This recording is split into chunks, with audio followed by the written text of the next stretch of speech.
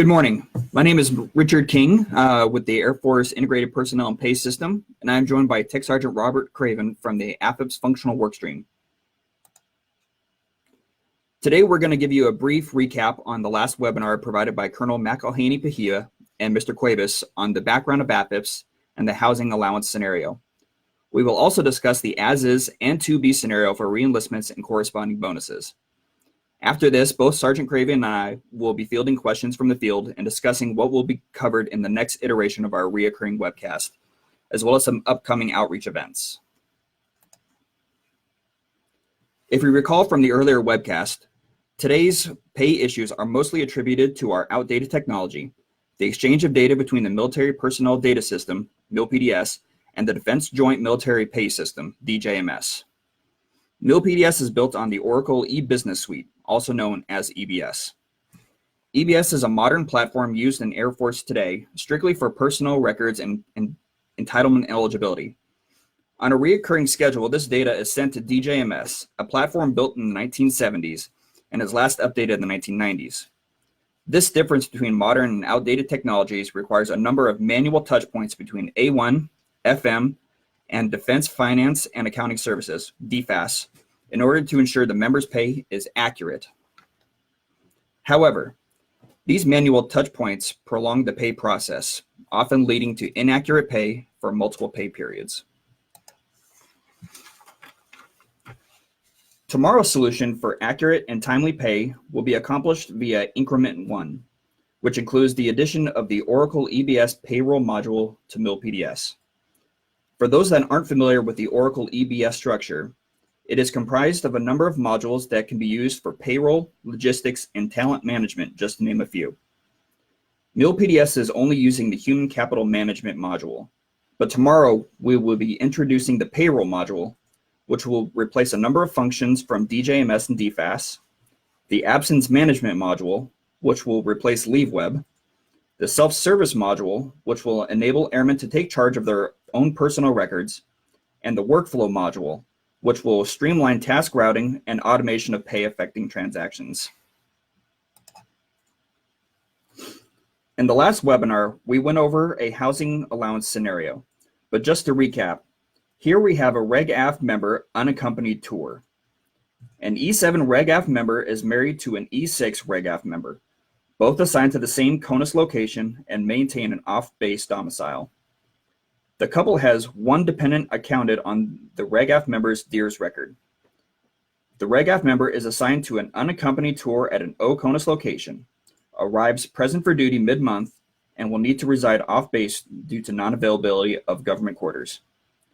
The USA member remains at the previous CONUS location and maintains the couple's off-post domicile with the dependent child.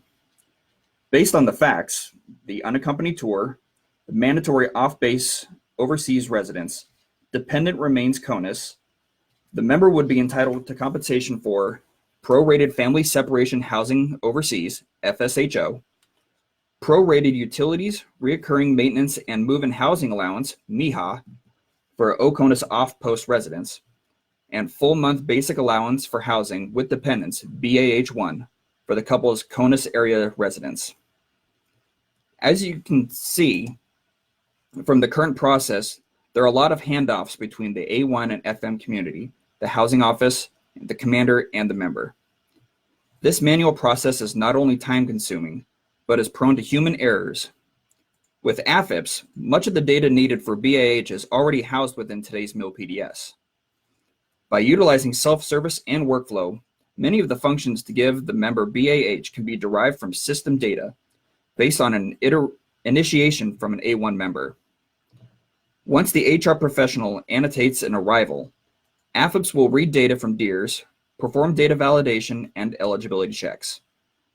Once the member certifies their BAH situation via AFIPPS, the request will systematically be sent for approval. Entitlements will be calculated and sent to payroll. No more hand-delivering paper forms. No more chasing down statuses at any number of offices on your request. Now I'd like to hand you over to Sergeant Craven, who will be talking about the reenlistment and bonus scenario. In this scenario, we are going to consider a typical reenlistment scenario, a regular Air Force Staff Sergeant who is eligible for reenlistment in a selective reenlistment bonus. Now that the Staff Sergeant has decided to reenlist, what happens next?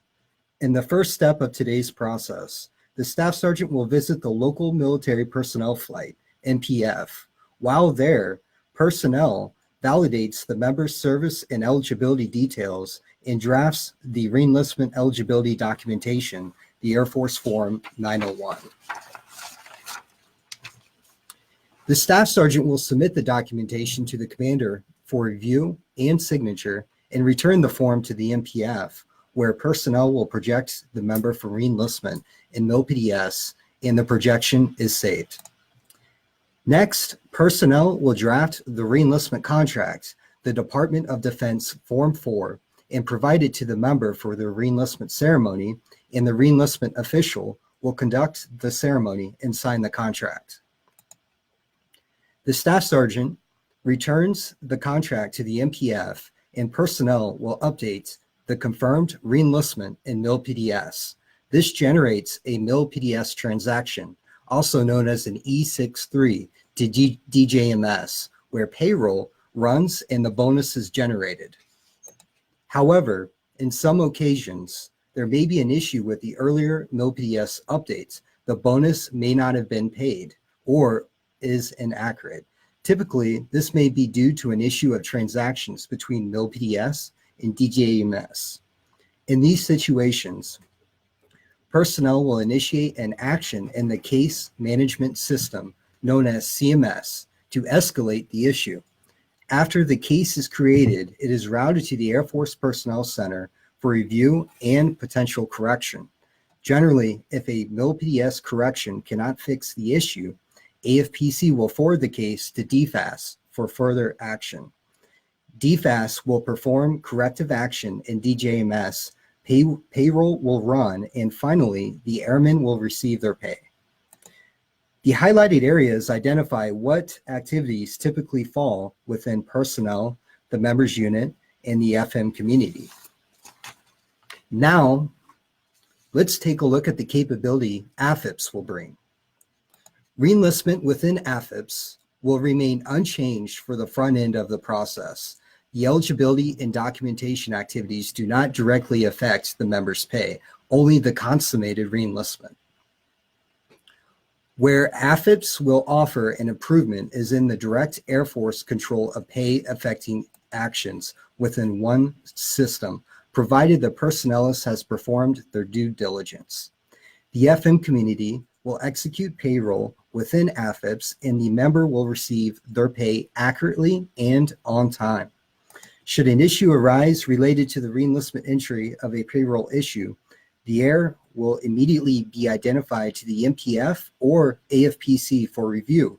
This enables efficient correction of the issue so an off-cycle payroll can run to put the money in the hands of the airmen. This removes the CMS do loop to mitigate the system-to-system issues we experience with MilPDS and DJMS today. So hopefully we provided some valuable insight and you're as excited as we are to have AFIPS become a reality. Sergeant Craven and I are ready for your questions for the next few minutes. We would like to entertain any questions you might have. Please type any AFIPS related questions into the comments section and we'll read them off. If there are no typed questions, we'll read off some of our frequently asked questions.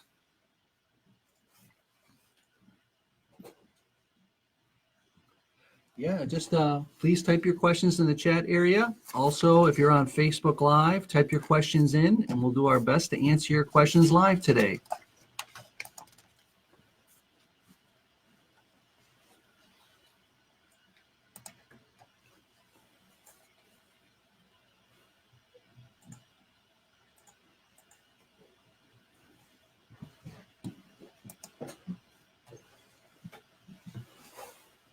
So the first question that I'm seeing is in the reenlistment scenario, is the A1 tech updating MilPDS or the new AFIPS system or both? One of the common misconceptions that we have is that AFIPS is an entirely new system.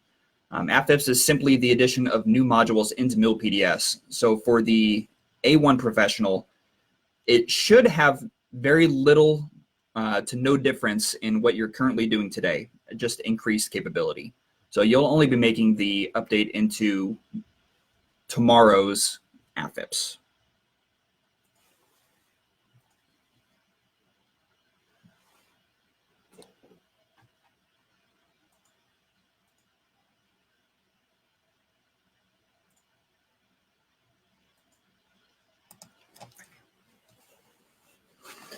Senior Master Sergeant Courier asked, what does execute payroll entail? Instead of payroll being executed in DJMS today, it'll be executed in AFIPS. Again, AFIPS is not a new system. It's simply a module. We're opening up a pay module. But simply the AFIPS system will pay the member directly. For the question about the program, when it's going to launch, still 2021. The current schedule right now still has us on track for 2021. There has been no change to the schedule as of today.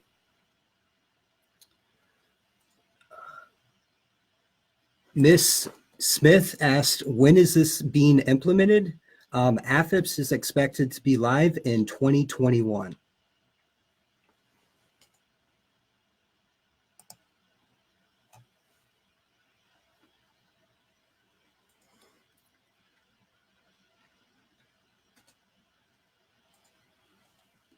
And I'd like to follow up with a question for David Pearson, who will administer this program at base level. Can you clarify a little bit more?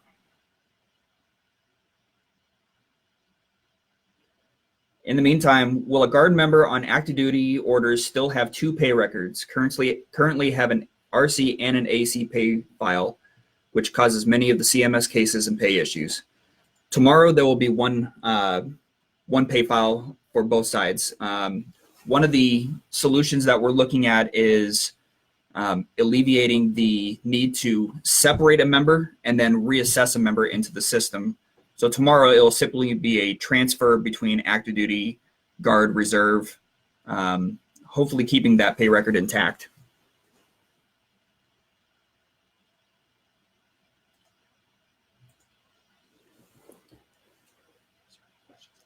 Mr. Pearson, to answer your question, it will be the same responsibilities as of today. We're not getting rid of DSAs at the base level. PSMs will still be there. The responsibilities for MIL-PDS will just be transferred over to AFIPS. Dustin Simpson from Facebook asked, how will the reserves work? AFIPS is a total force system. The Air National Guard, Air Force Reserve, and RegAF, we will all use one system. On the team right now for the functional work stream, we have representation from all three components that are working in concert to create these requirements to make sure that everything is working across all three components. One of the questions we see is finance will still execute travel vouchers, correct? Yes, in this iteration, we are not touching travel pay at all. This is strictly for the members' basic pay and entitlements. Tony Esabino from Facebook asked, so are we still processing two transactions, such as a reenlistment and a E6 transaction? The E63 transaction will no longer be required in AFIPS. It'll simply be a reenlistment update, and that reenlistment update, along with the bonus, will execute payroll. Another question, how will we process members who are in accessions? The nice thing with AFIPS is we are working on exchanges or interfaces with CAMUS, AFRIS, WINGS in order to send that data over from those accession programs into AFIPS. So during ROTC, OTS, and accessions, or through reenlistment or enlistments, that information will be sent over to AFIPS with the beginning portions of a pay record. So when they do come to their first base, there will be no break in pay. As for test bases, no, we have not decided on any test bases. Once the system, once we have a minimum viable product, which should be next year, we will begin testing with a small group and then expanding upon that. There is no plan to institute it at any single base, though.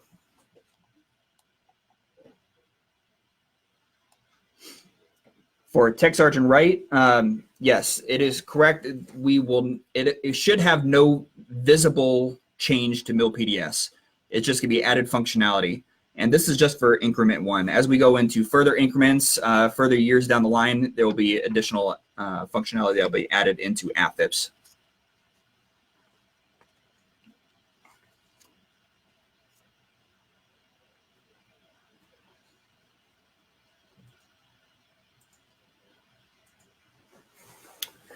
Master Sergeant Jackson asked, will arrows be incorporated into AFIPS? Yes, ma'am. We will have a interface that will feed directly into AFIPS. And this will be for both arrows and arrows R.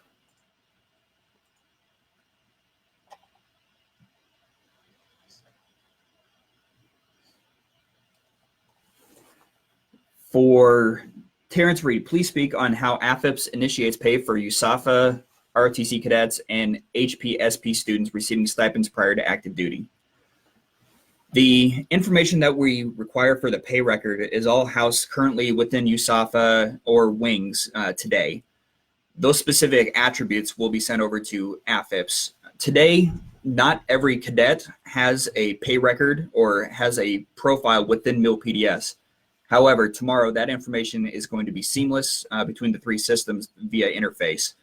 So instead of paying through directly going through DJMS over to DFAS, all the information will be housed within AFIPS and it will be paid through one system.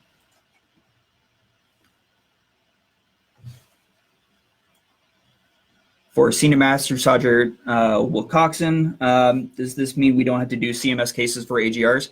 I can't say that we're going to eliminate CMS cases altogether. Obviously, there's going to be one-offs that might be an exception to the rule, but that is the overall goal, is to reduce the number of CMS cases altogether. How will AFIPS affect the work balance between FM tasks and FSS tasks, and what will be the plan to adjust manpower and address the shift? We've already been in talk with the Air Force Manpower Agency, FM functionals, FSS functionals, to look at the manpower piece. As of right now, there is no plan to move bodies over or to readjust and create another shred out of the 3F career field. There will be a study after we have been live for at least a year, maybe 2, to then maybe readjust based on the workload. But a lot of the tasks that we're doing within MilPDS today cover a lot of payroll. The goal with AFIPS is to create a lot of automation within the process in order to create that pay record. But we're already doing a lot of the work today within MilPDS, so it should not create a whole lot of difference for the personnel tomorrow. Mr. Snyder asked, will IEBs be handled within AFIPS? Absolutely. And matter of fact, in the future, we will design something similar to what we did for the Reenlistment and SRB and show how IEBs are processed within AFIPS. Will there be an internal within AFIPS communication ability which can eliminate the need for CMS? To my knowledge, there is no plan to eliminate CMS altogether. What we're going to be doing is alleviating a lot of those problems that are the disconnect between MilPDS, DJMS, DFAS with those pay records, which should cut down on the number of CMS cases, but CMS itself will not go away for other functions.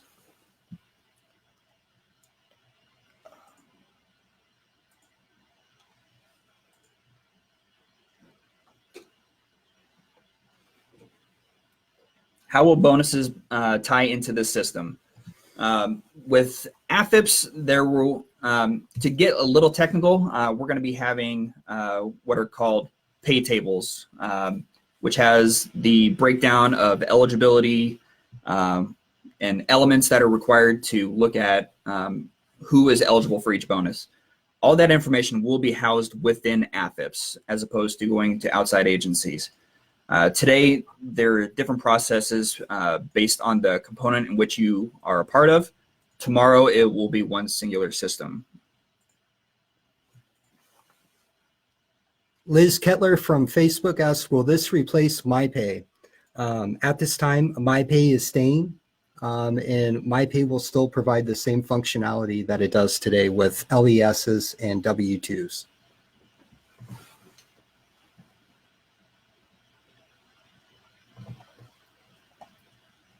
For Sergeant Wright, asking about the paid transaction per day flowing between MilPDS and DJMS. Tomorrow, DJMS is going away. Everything will be housed within MilPDS/AFIPS. So we will not be limited to the number of transactions. Hopefully that answers your question.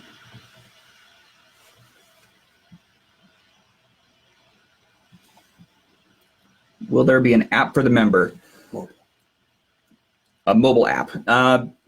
For increment 1, we do not have a plan for a mobile app. As we progress further into the program, that is on the forefront, and I know leadership is looking into having mobile capability to manage both your pay and your personnel records. It is forthcoming, just not in increment 1.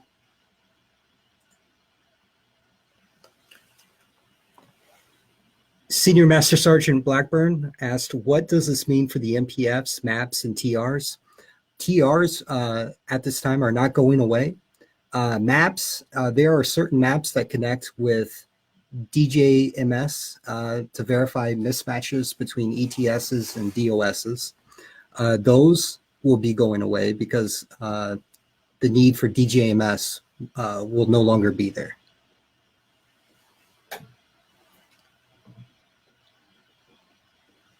Also, I'd like to bring on that AFIPS will include report capabilities as well. Will FM now have access to MilPDS? No, FM will not have access to MilPDS. As we transition from MilPDS DJMS over to AFIPS, the finance side will be primarily focused on legacy data through DJMS to correct any type of pay records after the go live. The personnel will not have access to DJMS data. So as we go live, that will be our baseline as far as pay data if it hasn't been transferred over in a conversion. But the FM community will not have access to the personnel system tomorrow.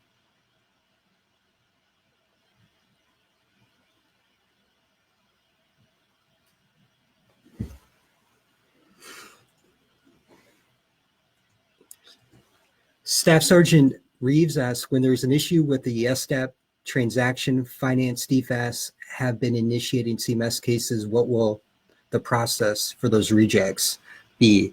In the future, there will not be there should not be any CMS cases between AFIPS and DJMS.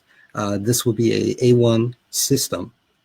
And today, I understand that the SDAP transactions go up to DFAS, but tomorrow when AFIPS comes live, it will not. It'll just be housed in AFIPS. Will we still keep access to the finance system? We, as in the A1 FM community, yes, we will still have access to DJMS for legacy data. However, all pay records after the go live date will be housed within AFIPS. If we need to go back to do a retro prior to go live, then yes, DJMS will still be available for a time.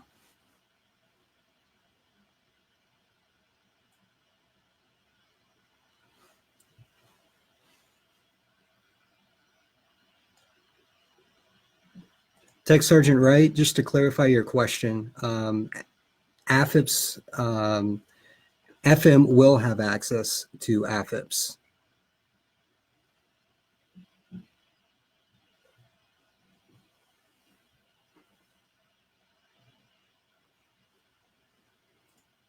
Is there a training plan to integrate FM techs with A1 techs in the MPF before AFIPS goes live? Yes. Currently, the career field managers between FM and the 3FO are looking at what the way forward is for that. The talks have been have commenced between integrating A1 with FM and FM with A1. As far as what's actually been decided is yet to be discussed. However, something like that will happen over the next year, sooner rather than later, just to ensure that the A1 personnel are up to date and privy to all of the finance policies. We don't need the A1 community to get into DJMS. We don't want them to be trained based on a system that is going to be decommissioned at some point. However, we do need the A1 community to understand the pay ramifications, the policies, procedures on the FM side, which will ultimately come over to the A1 community.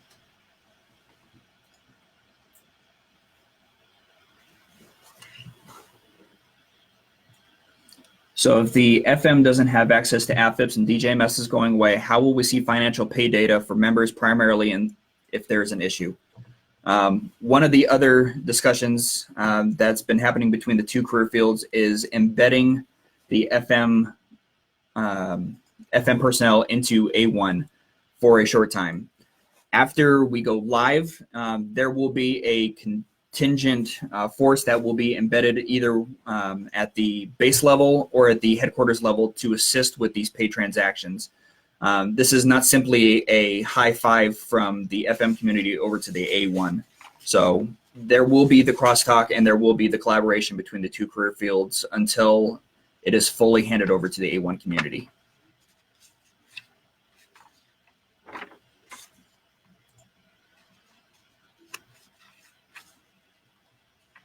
Will OBIE, Blisdom, Chris, etc. go away if AFIPS has its own report function?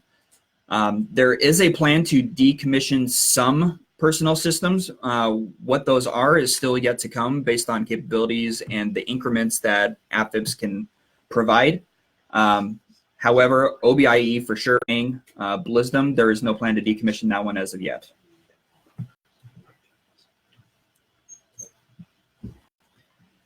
Manpower is still on track to do a study. Whether that be in 2022 or 2023 is yet to be decided. But there will be a manpower study after we do go live. And FM will still be part of our total force community until that happens. Daisy Banks from Facebook asked, how can we get copies of these slides? In about 1 to 2 days, these slides will be available on the MyPERS website. Okay, we're going to wrap up here. We'll just take maybe two more questions. We do have another webinar this evening, 16:30 Central Time, 17:30 Eastern. We'll do maybe 1 or 2 more questions and then we'll conclude. And many thanks for joining us. Is the live date tomorrow or is it in 2021? The live date is definitely 2021. All right. Thank you, ladies and gentlemen, for all your questions. We will be filtering through the feeds for both DCS and Facebook to look at all the different questions, and we will be addressing those at a later time. For the next webinar, we will be discussing the special duty assignment pay and aviation incentive pay. If you have any topics that you would like us to discuss, please send them to the afpoa.afips.ocm@us.af.mil email address. We'll be compiling those, and the most popular ones we'll be putting together for a future dated webinar. Thank you so much for joining us.